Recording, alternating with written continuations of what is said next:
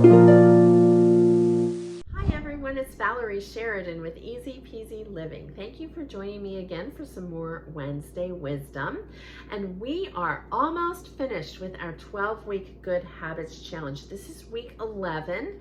We only have one more week after this one, and hopefully you have been able to at least identify a new habit that will help you feel a little bit more in control of your life and less stressed.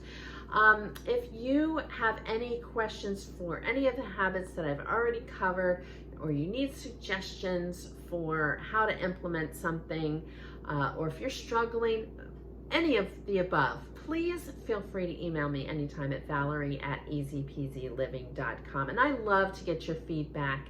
If there's anything else related to organizing that you need help with, please feel free to reach out. So habit number 11 is going to start with a little bit of a confession that may surprise some of you.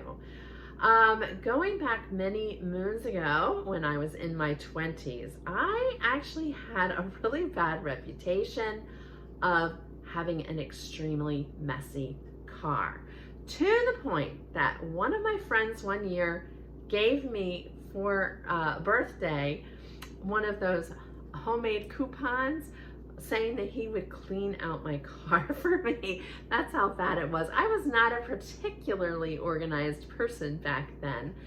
So I'm here to tell you that if I can clean up my act and clean up my car, which I have done that, then you can do it too. It's really not that hard, and it starts with habit number 11, which is bring in with you from the car anything that you have either took with you and doesn't live in your car, which we'll get to in a minute, anything that you took with you or acquired during your journey.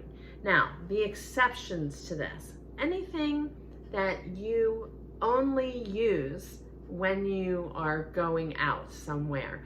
For example, I'm an organizer, so I have organizing tools. I have a dolly, like a little hand truck, and I have my work bag, which I don't need to bring in with me. All of those things are used when I am not at home. So it makes sense for those things to live in my car. Another thing is grocery bags. If you have the reusable grocery bags, they can stay in your car. Obviously, jumper cables or anything that you need when you're on the road, they can stay in your car, but you should be a little bit selective about what you keep in your car. You don't need to have, like a traveling roadshow going with you everywhere. So anything that you purchase while you're out, this goes back to a habit that we covered last month, which is putting away new purchases. You definitely want to bring that stuff inside because you need to put it away. And also, if you're leaving things in the car, it makes it harder for you to keep track of them. So you may be searching your house and turning it inside out, looking for something that's just sitting in your car. It also invites break-ins, guys. If you're leaving stuff in your car, especially anything valuable, but anything can invite a thief to break your windows and break into your car to get at it, and you don't want to do that. It can also save you some embarrassment. I mean, say someone says, "Oh, hey, by the way, can you give me a ride home?"